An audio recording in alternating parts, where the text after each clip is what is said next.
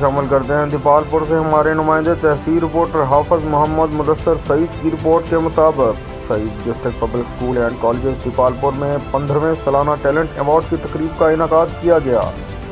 तकरीब के मेहमान खुसूसी deputy commissioner captain retired Mohammad Ali Ejaz थे। Deputy commissioner captain retired Mohammad Ali Ejaz ने निसाबी व गैर निसाबी सरगर्मियों में नुमाया पोजीशन हासिल करने वाले तलबा में शील्ड, तरीही सर्टिफिकेट्स, मेडल्स और ट्रॉफियाँ भी तकसीम की।